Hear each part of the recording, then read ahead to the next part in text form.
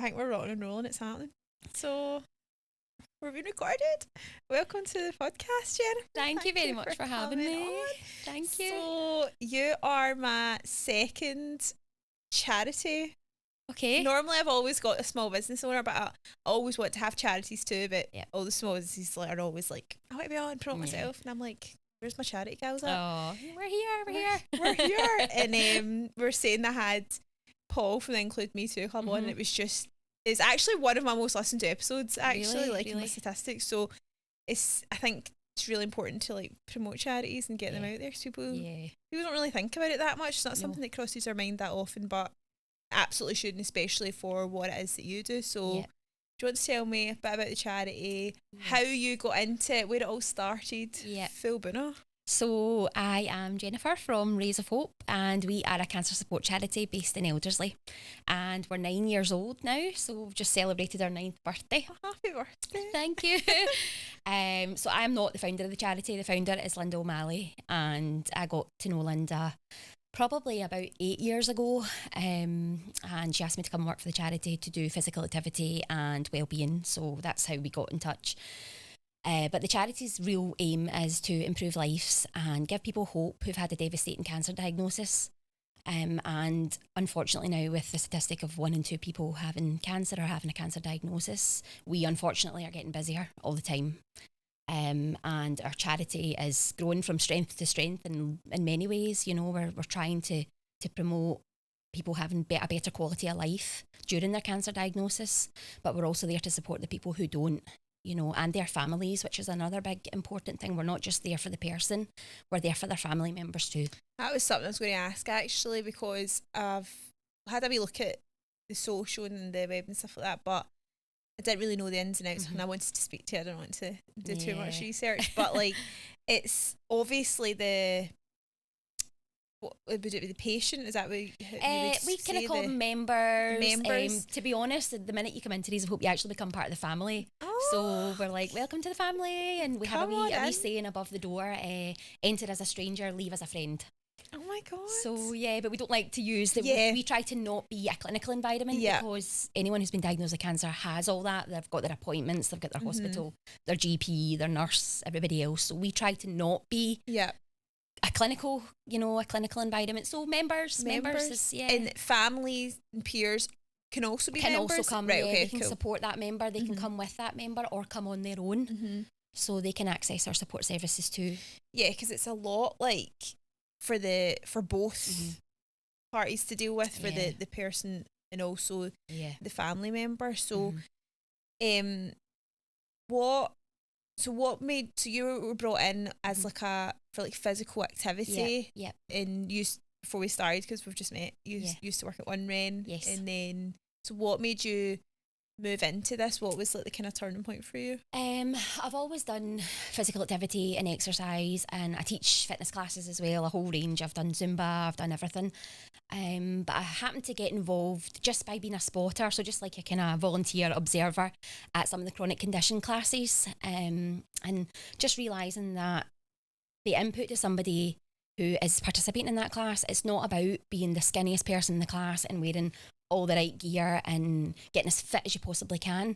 It's improving their quality of life, and that to me was a wee bit more important and started to become more and more important, and that's what kind of led me down that path of getting more involved in that side of things, training wise and qualification wise for myself, and being able to get somebody more active to live their life fuller at home, whether that's at home doing daily tasks at home, or whether it's being more fit for their children, their grandchildren, their families. And that's the kind of route I went down for fitness, rather than PTs and lifting weights and doing all these kind of things. High rocks. It's about so much more than that. It's about, longevity, it's about a health span. All these things are a wee bit more important to me now, rather than just working in a gym and doing all that kind of stuff like you were saying. And that's absolutely like my dad's just started doing running, and I'm like, Dad, you're 65, you okay? That's not to say that you can't. Not to say you can't, but are you well? And he's like, I'm going to do a 10k, and I'm like, good for you, Dad. But it's like for rest of life, not just to be like, an athlete. Yes. And I think that's where our charity comes in, because there are the likes of St Vincent's, there's Accord Hospice, there are all these who do focus on end of life care. We're focusing on people who we meet them where they're at right now and try and give them that quality of life, however long that might be right now, by getting them to. So just because you've had a cancer diagnosis doesn't mean that you can't do Zumba. We do Zumba on a Thursday night. We just do it at a different level. We do dance fit, we do Pilates, we do chair exercise, we do active exercise, we go outside and do outdoor, the gym equipment that they have in the local parks now. We use that. God. We've all done, well, no, not all done, a large percentage of us have done the kilt walk. So for 2 years in a row, the 23 miles, not just the half.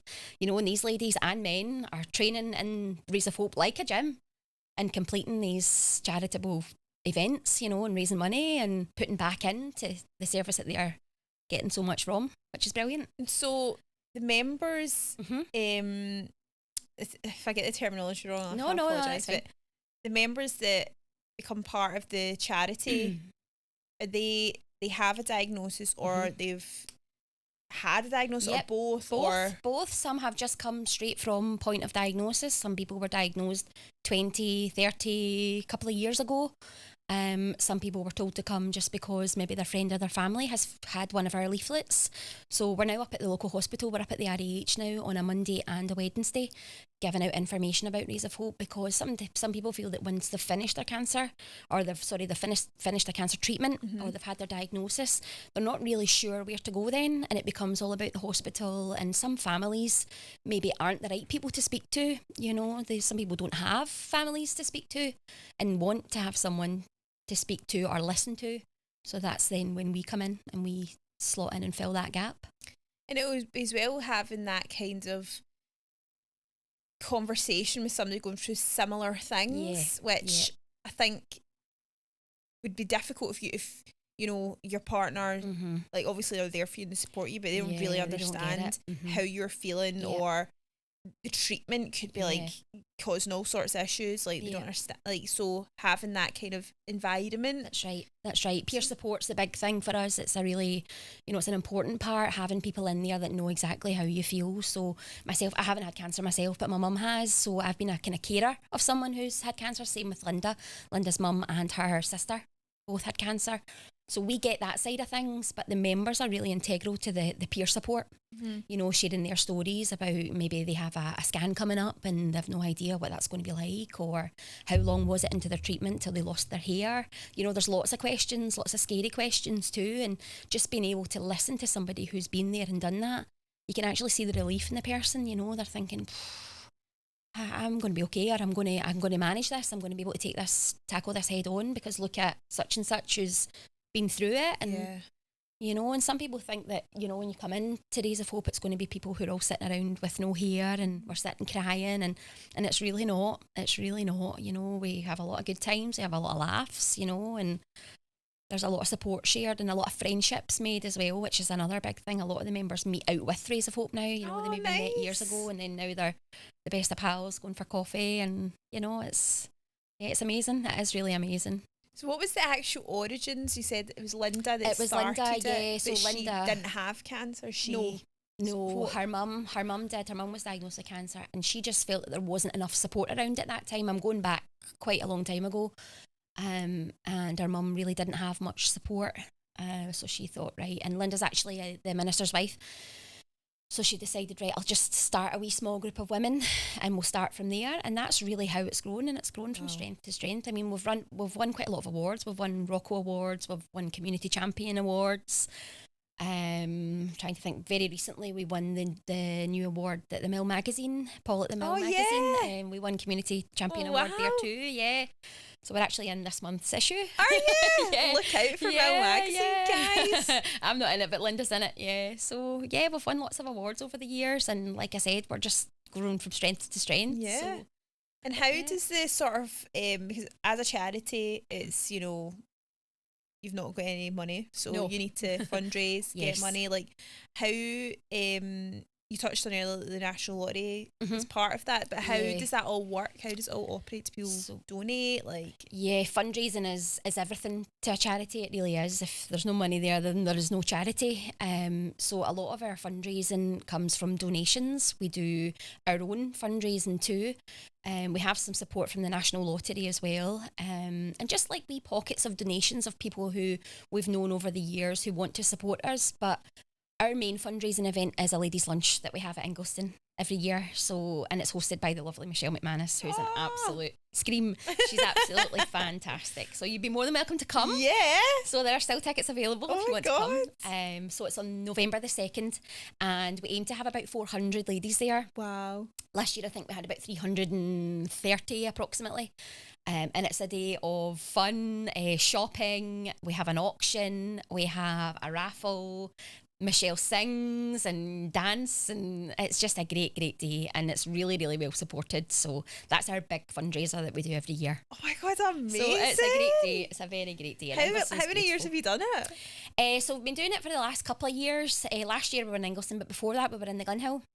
Nice. And we did a few years in the Glenhill, but once have you been in the Marquee in Ingleston? No, I don't think I've been in Ingleston. Once you've been there, you'll go nowhere else. Really? It's just lovely. Spectacular. Yeah, it's just and it's just perfect for a ladies' day. So yeah, we're going there this year and we're dead excited. Special. But it's a big event. You know, we take on board volunteers to help us with that. So and again, it's members who want to get involved and give back a wee bit. So they come on and we get our ideas and come up with. What an amazing community that's been built. Yeah, it really is. It really is. Through dark times to bring the positive, because it's mad that it's 1 and 2. So like my mum, she does she's a mortgage advisor, she does protection and stuff like that. And she was on my podcast a while ago, a few episodes ago or whatever. And obviously it's critical illness cover and all of that for end that kids suffer critical illness. She talks about it all the time, and she has to have these conversations with everybody, and everybody's like, don't need that, don't need that. And then she's like, but it's when she first done it was 1 and 3, and then now it's 1 and 2, and it's just mad to think that. So how have you seen the kind of it grow from so obviously there's so many more people now that need the help, how is that kind of come across in the charity? Do you find yourselves a bit more overwhelmed? Have you taken on more support? Yeah, when I first started working at the charity, it was people like your granny, you know, that were coming in who'd been diagnosed with cancer. And I'm not saying that that's any better or any worse, that's not what I mean, but when one of my first days actually, I was met with someone who was a couple of years older than myself, 2 wee kiddies, and I've got 2 wee kiddies of my own. And see, when you can put yourself in their shoes, that's when it really, you think, oh my, that could be me. Yeah. You know, that could be me. And it becomes real then, you know, like real. Yeah. And that's been the case for the last 9 years. It's just been younger people coming through the door. It really has. And it's quite scary, but it also, for me, a big part of my job is, like I said, was physical activity.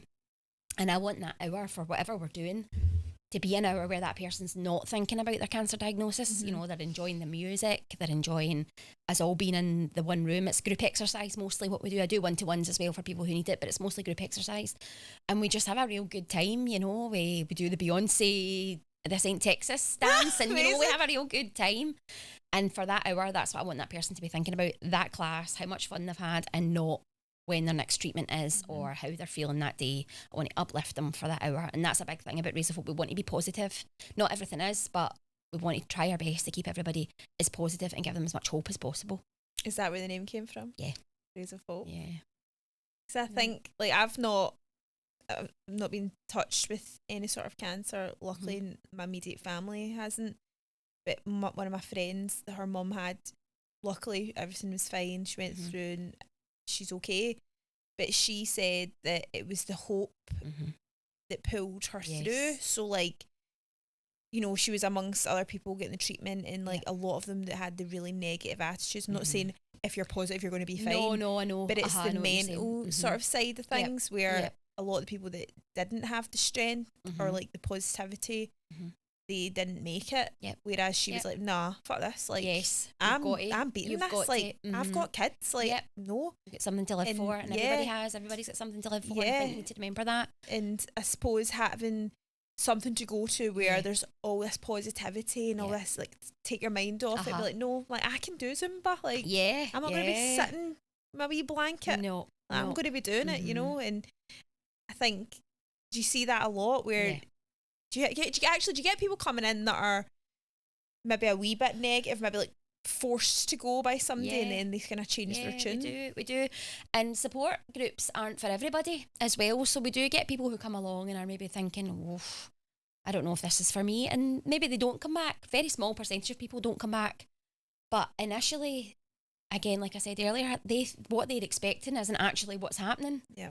You know, we're sitting around, we have a table, it's a big IKEA table, and it's like the biggest table and the heaviest table ever, but it's in the centre of the room, and you know, everybody, I mean, there must be like 40 chairs around it sometimes, and it's not big enough for 40 chairs, but everybody just pulls a chair up, gets a cup of coffee, tea and coffee, there's enough tea and coffee to keep going for 5 years, and we just sit around the table and chat, and that's really the heart of the centre. So when you come in, that's the first thing you see, you know, people around a table having a chat, unless there's a class on, of course, but that's what we're about, you know, getting round the table and really chatting to folk and getting to know their story and sharing. If anyone can share anything to help somebody, that's the biggie. Yeah.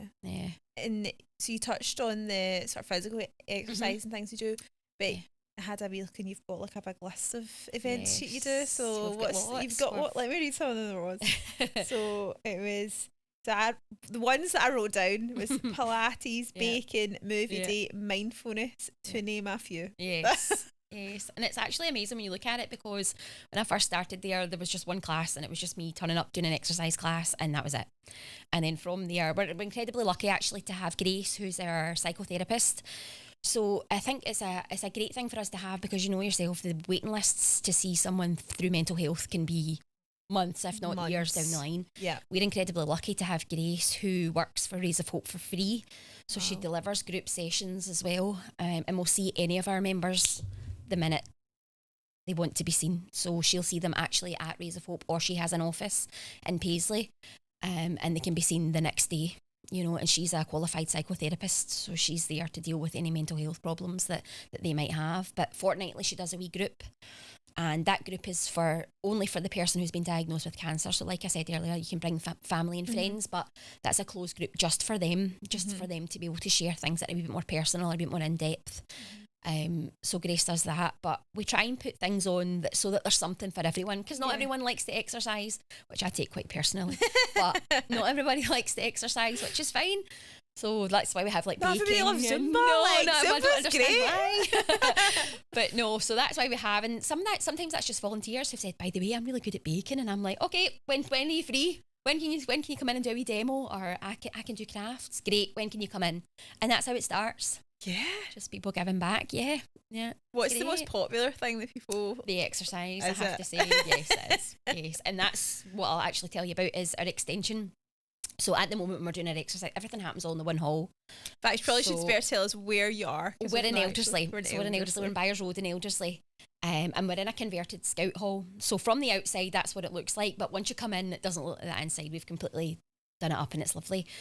But we've outgrown it massively. So it's one big square hall and everything happens in there. So whether we have a group on, whether we have someone who's just come from the hospital who's been diagnosed, we don't have any private areas. So we kind of makeshift with screens and things and do our best. But we really need an office. We really need quiet space. We really need another hall. We need all these things. So that's what we're in the process of doing right now. So we've been fundraising for the last however long to do this. And we've been incredibly supported by a lot of local businesses. Synergy, Mark Duncan from Synergy has been absolutely incredible and has been really a big part of phase 1. So all the foundations and things are down. And phase 2 is in the process just now. So the timber's gone up, the frame and things. So it's dead exciting, but it's like an L-shaped wraparound and we're still fundraising for it. So although we don't actually have all the money for it, we will. We're very hopeful. To get it up this year would be great, would be amazing. Absolutely. So that we can just expand our services, provide more support to those that need it, and newer things, because there are new things coming up all the time for, you know, cancer prevention, for prehab, for all these things to get people. What is that? So prehab is a big thing now. The NHS push it quite a lot to get people fit before they start treatment. So it helps with recovery times, it helps with treatment side effects, so things like fatigue, joint pain. So they want people to be physically fit and active before some people have to go in for surgery, so it stops any surgical complications as well. So prehab's a big one that I would really like to get my teeth into going forward, but like I said, space right now is just so sometimes it's that big table I was telling you about that has to be moved every time we do a class. I know, I was going to say when you're talking about it, I was like, do you move that? So when you work for a charity, you go in as your own job role, but it very, very quickly becomes 15 job roles in one. But you just when you love it, you do it, and yeah. Oh my God. So getting the extension will be absolutely incredible, because I don't know if you know, Cancer Support Scotland's actually closed down now, and they were a huge cancer support service. Was that because of I think it money? was through, I'm not 100% sure, but I think it was through funding. Like I said, if there's no funding, there's no service. So there's no cancer support service now. So because I'm not in it all the time, I don't 100% know. Was that the biggest one? It was one of the big ones. Macmillan are obviously a very big, and we do get some support from Macmillan too. But our charities, we do it all ourselves, and we have done it all ourselves. But Cancer Support Scotland was a big, you know, and there was a lot of funding and things for them, but I don't know what's happened. It's now closed, so that service is now finished. So we're hoping to kind of help people out who maybe were looking for that service over there, or more people then coming your way potentially we're going to go there. Yeah. Jesus, you need that extension built. We need it up. So we're fundraising. Anyone who wants to donate their time, their tools, their whatever would be absolutely incredible. God. Sign me up for a painting party. That's my only tool I can provide. That would be fantastic. I don't know how to use a drill, but I mean, I can give it a go with the paintbrush. Yeah, it's been a lot over the last couple of months. Cause, you know, we can actually see it happening, and the diggers are outside, and it's starting to go up, and it's really exciting, because it's kind of been in the plans for a long time, and we're like, will we ever get this off the ground? And of course with COVID and things, we had it all planned out, we had the money all sorted for COVID. It was before COVID, and COVID hit, and of course the prices for materials and things have gone up. And how did it all work actually during COVID? It was extremely difficult trying to keep people engaged. You know, were you just doing Zoom quizzes? Just went online. Yeah, we did exercise online. We did Zoom quizzes and just check-ins really. So we would open up just like an online check-in. So we're Zoom, have a cup of tea, have a laugh, have a chat, and just try and keep that. But it was awful, really. Tough. It was awful. Plus you've got people who have really compromised immune systems. So it's not only the general public, you know, you're not only saying, oh well, let's just go for it, you know, let's just open up. We had to be 100% sure that it was okay to do that. And we did lose a few people who didn't want to come back, who just weren't coming back after that and stayed at home. COVID would have been me and Paul, and then include me too, Club talked about that. Yeah. But like the COVID would have been a huge difficulty that nobody saw coming. No. And of course with the autoimmune issues, like, because, you know, those that are going through cancer treatments are like very vulnerable anyway, physically. So, geez, I'm glad that's over. Our group can be a lifeline for people, you know. We're open from 10 till 3, Monday, Wednesday, Thursday evening, and on a Friday. And we have people who just come in for a coffee and a quick catch up. How are you doing? Did you have treatment this week? Or some people who haven't had treatment for a long time will still come in and have a coffee and a chat with those who maybe are. Or we have people who come in at 10 and are there till 3 o'clock and want to be there all day long. They want the support, they want the company, they want to get involved in what's going on. Brilliant. You know, it's a real mix bag of people. So you can literally... So do you just like go to work and then people just show up and go, I've just been diagnosed with cancer, like out with those who regularly attend all the group sessions that are on the programme. Wow. Yeah, which when you have nowhere to take that person, you know, it can be a wee bit challenging trying to give them a bit of privacy and get them, you know, the emotional element of it. Yeah. And what's the kind of process for if somebody just showed up, like if MD's watching this just now that is needing that kind of support? Yeah. how does it work? You can just self-refer, you can just come through the doors, and that's the hardest bit. The hardest bit is coming through the door. See, once you're through the door, you'll be wishing that you did it sooner. Really, really, really wishing you did Like, it you're sooner. so friendly. I feel like anybody would just stay and be like, okay. We do have fine. Like GPs and breast nurses and local nurses as well, who do recommend people to come and refer people to come.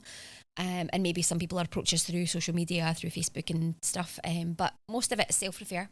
Most of it people just turn up and say, we heard about you, or I heard about you, or I've just come from the hospital. Yeah. And they've told me to come here. And that's where most people hear is through the hospital. Yeah. Well, hospital, and sometimes it is just word of mouth. Sometimes it is just word of mouth, or someone who we already know, whose friend or family has just been diagnosed. They'll bring them along. How did you find me to follow me? Because that's how I followed you back. I think I found you on Instagram. I think you just came up randomly on Instagram. Yeah. Because that's what I was saying before we started filming, is that when you filled out the form for the podcast, I was like, I need to have you on immediately, because I feel like charities aren't highlighted enough. Yeah, especially small charities. Small charities. Like, people don't... I feel like charity still has a bit of a stigma where it's like a negative, like, oh, they just want all my money. And you need funding to survive, but it's also what you can do as the charity for people that are here. It's not like, if the Red Cross, you need to pay money abroad for whatever's going on abroad, like, horrendous still, but this is happening just now on your here. Doorstep. It's on your doorstep. Immediate people who you maybe know and things like that. So highlighting that charity, I think, is absolutely significant. 100%. Yep. We would like to be, when people think of a cancer charity, everyone jumps to Macmillan, and Macmillan do incredible things. They've got a great marketing team. They do. They do. That's the thing.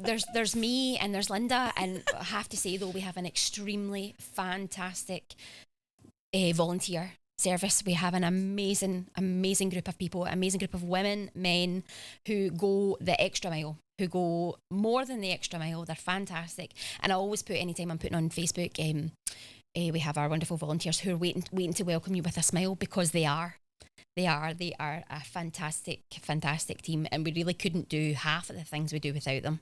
So big up the volunteers, they're fantastic. And it takes a lot to give up your time, especially in an environment that you're maybe not that familiar with. Again, like going back to if you volunteer for a cancer support charity, some people go, it's not like that, it's about creating friendships and having a good time, and lifting people up. That's what we want to be doing. We want to lift that person. We want that person to come in and leave feeling better than what they did when they came in. 100%. But it must sometimes be difficult. It is. Emotionally. Like, how do you or Linda or the volunteers deal with that side of things? It is incredibly difficult, and that is the hardest part, unfortunately. And we have lost people, there have been people who we've had really good relationships with, and they have unfortunately passed away, and that is just the nature of what we do. And that can be really tough. It can be really tough on the environment inside Rays of Hope, because everyone's feeling it, and that's the hardest part. That is the hardest part. It doesn't happen that often, but when it does happen, that's the hardest part, to try and get everybody motivated up again. But I think we just try and support each other, the best we can, and we don't forget about the person either. We don't forget about the person. No. We have a lovely member who passed away, whose daughter actually we have a uniform. I was going to wear it today actually, and then I thought, no, I'm not going to bother. And it's blue with the Rays of Hope logo, and we have a polo shirt or a t-shirt and a fleece. But they actually got the polo shirt made into a bear. They got it stuffed. So we have it. I won't say the person's name, but we have it in Rays of Hope, and it's like a wee mascot now. So we do. We have lots of nice memories and photographs, and we have lots of events too. Not just our fundraising events. We have like afternoon teas. We celebrate lots of things. If someone's celebrating their 70th wedding anniversary or whatever, we have lots and lots of good times. Or maybe not 70. 70 was 70th birthdays, but yeah, wedding anniversaries. 70th like birthdays, 50th wedding anniversaries. Yeah. Yeah. So we celebrate everything. We try and celebrate as many different occasions as we can. We've had a silent disco very recently, which went down a storm. And I kind of thought, I don't know what this is going to be like. But we had Susan from Daring Greatly. Don't know if you've heard of Susan from Daring. She does a lot of outdoor stuff in Parshaw Park. Oh, I don't know. Fantastic. She's a bit like myself. She's very into health and well-being and, making people feel good. She came and did a one-off silent disco for us, which was brilliant. Brought all the props and all the, and it was just amazing to see these women who've been through the worst of the worst really enjoy themselves and dress up and, yeah. I said that earlier, but it's like a wee community, isn't it? And because these women wouldn't know each other otherwise. No. So, like, it's bringing together like people that would never normally have ever met in any other circumstance. And it's a group you don't want to be part of. Nobody wants to be part of a cancer support charity, but see if you do, Rays of Hope is the group for you, because it really is somewhere that you can come and you can be yourself. You can talk about things that are really, really personal. And if you're really terrified, there is somebody there to help you and somebody there who can make you feel a wee bit better. Or you can just come along and participate in the activities. There's a huge difference in the scale of people who are there. We have people who are incredibly sick, but we have people who've maybe survived and come through cancer and can reflect on that. And that's really uplifting for the person who maybe isn't feeling their best. So yeah, there's a huge mixed and with range. The volunteers that you touched on a wee minute ago. How do people just help out, or is it specific times, or do they just give their time in any way they can? Like, how does the volunteers operate? They just get in contact with us and volunteer whatever time they can. So we do have like a wee kind of rota system, because we have a good core now membership of volunteers, and they have their own days and they have their own rotas, but we're always looking for volunteers for like events and things. So if anybody's interested in volunteering, they just get in touch with us, come in and see us, have a cup of tea, have a cup of coffee, and just see what we do. And they can volunteer for an hour, they can volunteer for a whole day, they can volunteer to be part of the outreach service up at the hospital. There's lots and lots of ways that you can get involved. You can be part of the making the tea and coffee and the welcoming squad. There's the smiley squad. That you can participate in all the classes and just be a sort of volunteer to be part of the class to make sure everybody's okay. Because sometimes I can have 20 odd people in my class, so it's always good to have an extra pair of eyes, and just encouraging that person, come on, we'll do this today, or come on, we'll do that today. And but the one thing you have to have if you're a volunteer is positivity. You have to have that. You're so positive. Thank you. I think I'd be an emotional roller coaster. You think? Yes.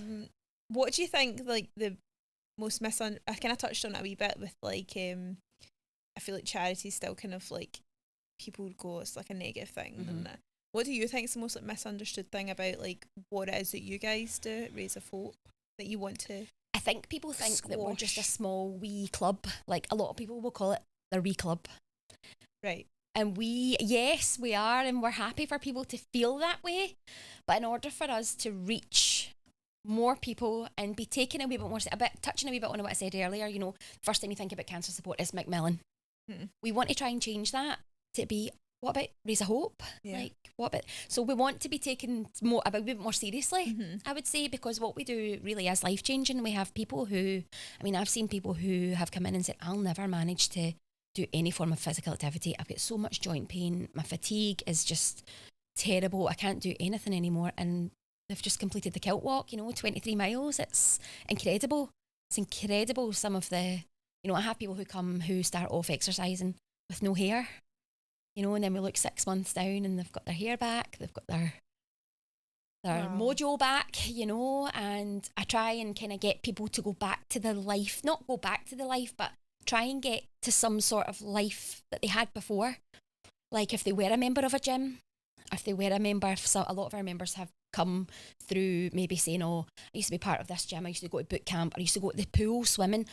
Not got the confidence for that now. So I actually go with them to the pool and we do pool sessions just to break down that barrier again.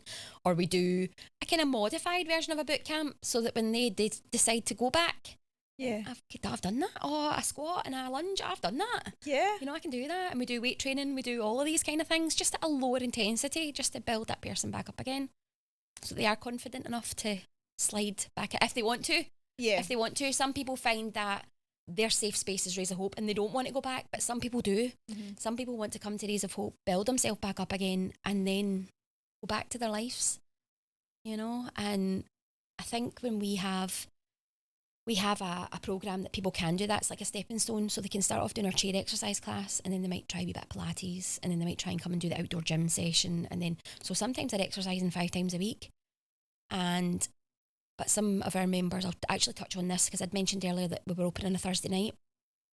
A lot of our members are of working age, so they have to go back to work, you know, financially, or maybe they just want to go back to work, and that support stops because we were only open during the day. Yeah. So we finished at 3:00 and they were back to work, and they were like, oh, but I'm not ready to go back to my gym yet, or I'm not ready to go back to the swimming pool yet. I'm not ready to do any of that. My safety blanket is Rays of Hope. So we decided we'd open on a Thursday evening and target the kind of working group age.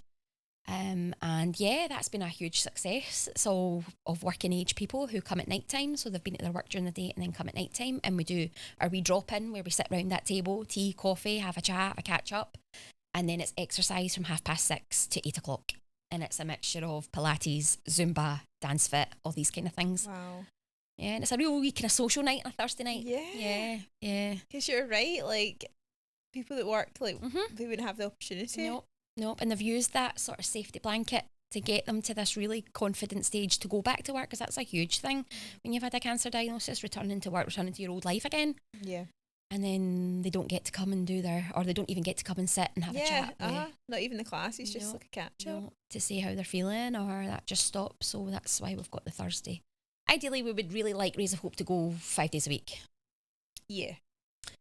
We're aiming. That's what the aim is. That's what the aim is, to be that 5 days a week support service that's there for everybody, 5 days.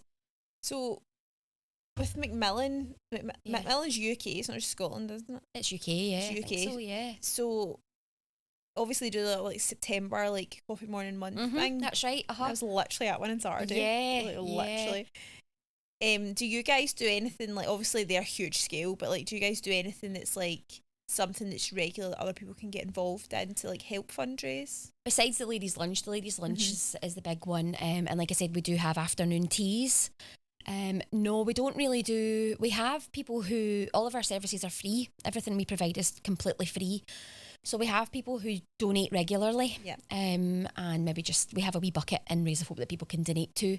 But we have people who make payments regularly, you know, without anyone knowing. You just get a wee payment here or there, or a wee donation, here or there. But we're always looking for ideas. So if someone wants to have a coffee morning, or they want to have a wee fundraising, or they have an idea to fundraise, then we're always looking. Some of our own members do their own fundraising too, just to kind of, they give back, and our members are incredible at doing that. They really are. If there's any opportunity to fundraise, then they will do it. So I think like Macmillan, like their marketing team is fantastic, and it's obviously for a cause. It's for cancer, it's for a cause. But when it's like big charities like that, I feel like things can get a bit muddier, and like absolutely not comparing it, but I was doing like last year I was like raising money for the Dogs Trust. I was doing like this like walking thing, raising money for the Dogs Trust, and somebody was like, but what about like the wee ones in like the one down at, I think it's like Greenock, Underhue Arc or something, like their Dogs Trust's huge, and then their money filters away so you don't really know where it's going. Whereas when the smaller ones, you know it's going direct. Right. So I think like it's great to donate to like Macmillan. Of course, it's for charity for a cause, but like the little guys, the money's going direct to help. You know where. And that's what we really want to try and change, that whole perception. You know, for fundraising, let's try and fundraise for Rays of Hope, and so, as opposed to, because my wee girl's school, I just got an email through saying that they're having the Macmillan coffee morning, and it came into my head, why have I not said let's do it for Rays of Hope? But I definitely will. But yeah, you're right, it's coffee morning Macmillan. Do you know what I'm going to say to her next year? Listen, have the coffee morning, but split it, yeah, because that was loads of money they raised that could have been, and fundraising to us, like, you know, some people, whatever they're fundraising, a small amount of money to us is enormous. You know, a small amount of money to Macmillan. I know. Do you know what I'm saying? Like, it's huge to us. Anything to us is huge, especially when we're trying to do this, you know, extension. Yeah. Anything that we can say, oh, that would go towards like paint for in here, or that would go to things that we're actually going to need, and it's going to, you know, because we want to create a legacy. We do. We want a legacy. Yeah. And we want this to be a hub of excellence almost, you know. We do want to try and provide as much of a cancer support service as we possibly can. Yeah, like we said, it's critical. Like 1 in 2 people are hit, and and also not just the person, like the families are like, you know, what support is there for them, you know, and that's it's a lot with your loved one, things like that. So no, it's definitely so significant. So with the extension you're building, that's like the kind of next sort of thing on the sort of hit list. Is there anything when you're building your legacy, building the hub, is there anything future that you're like, that you've got big goals, big plans for? I think once we've got the extension up, we're kind of hoping that the world will be our oyster, you know, because we can then have a space for hiring out, you know, we can have more activities on, we can take some feedback from the actual users of the service. What do you want? Because we've got more space now. How can we help you? You know, what would they like to see? Because a lot of what we do is based on their feedback.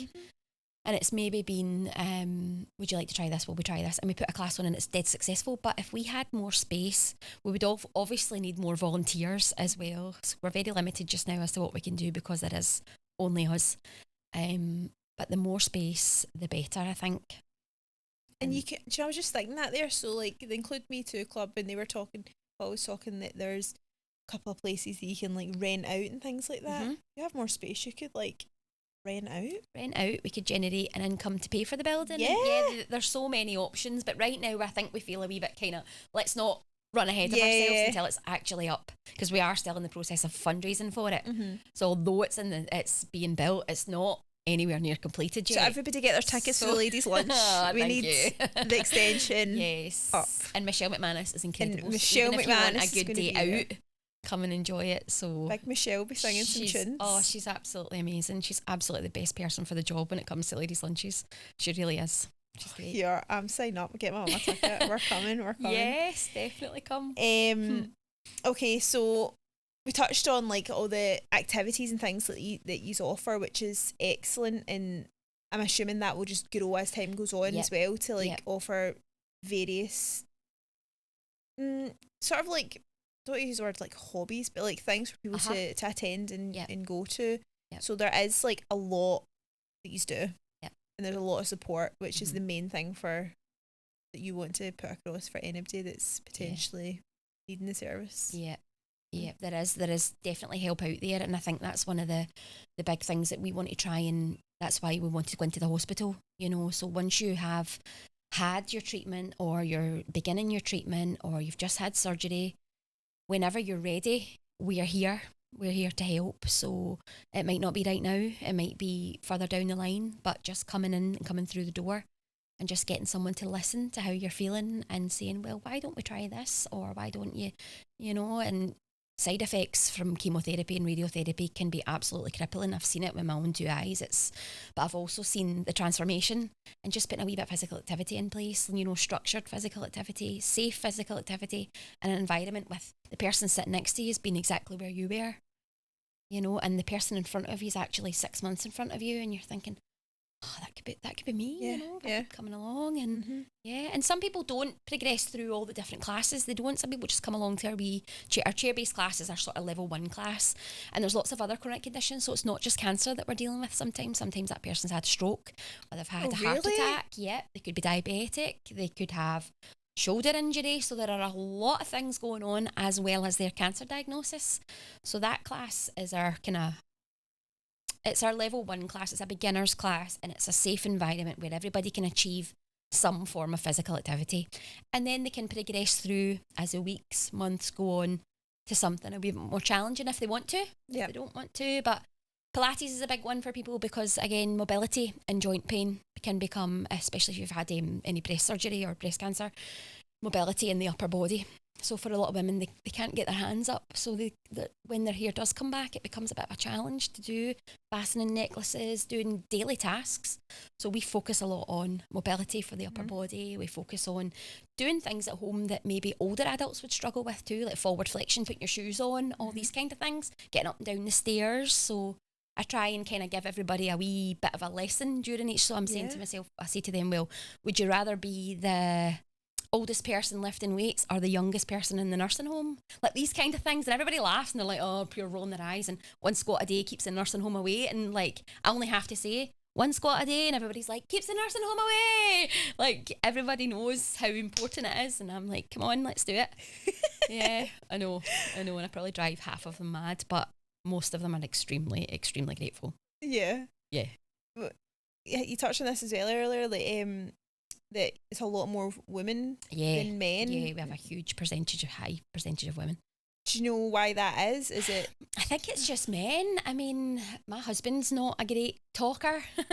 And I think for men to seek support, I think they just don't do it as well as what women do.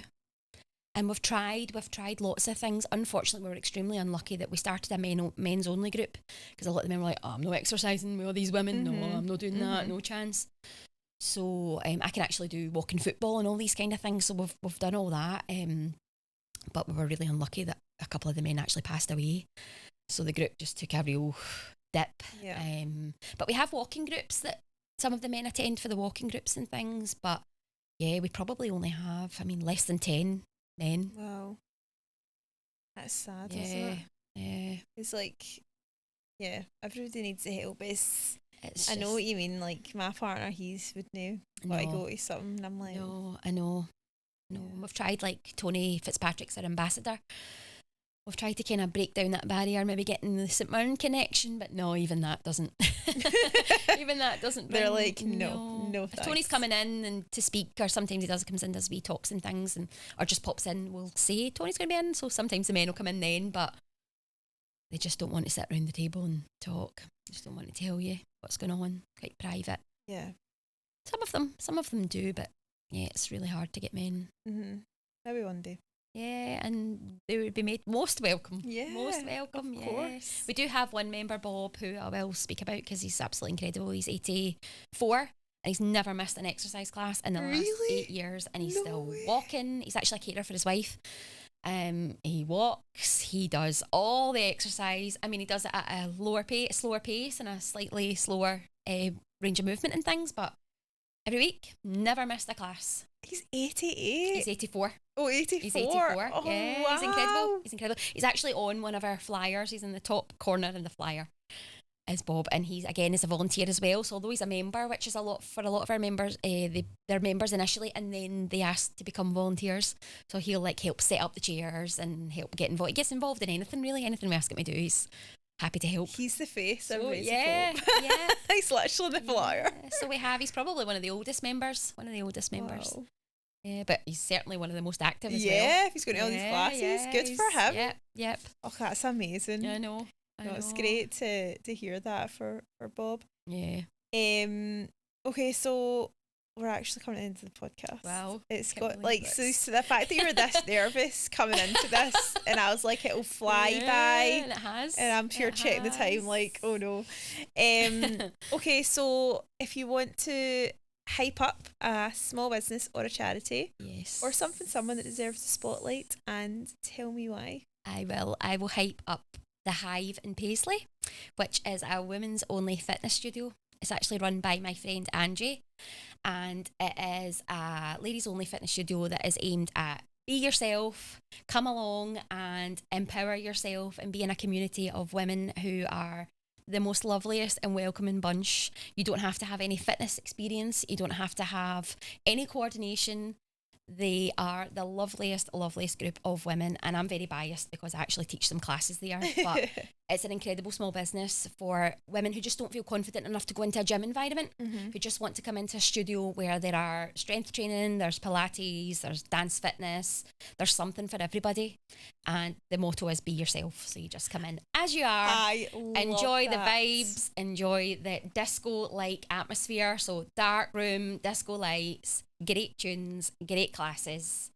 Yes, and they're offering a free pass just now, a free trial pass that you just go online and sign up for it, and you can come and try, and I guarantee you'll definitely come back.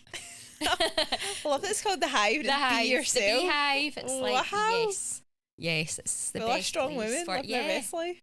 Yes. Love it. Yes. Thank you so much for coming on the podcast. Thank you for having me. That was really lovely. A privilege. Oh, thank you. Just for the last wee minute, if you want to just talk to this camera here, and just look a quick wee pitch about how people get in touch, your services that you offer, and anything else you want to just quickly share.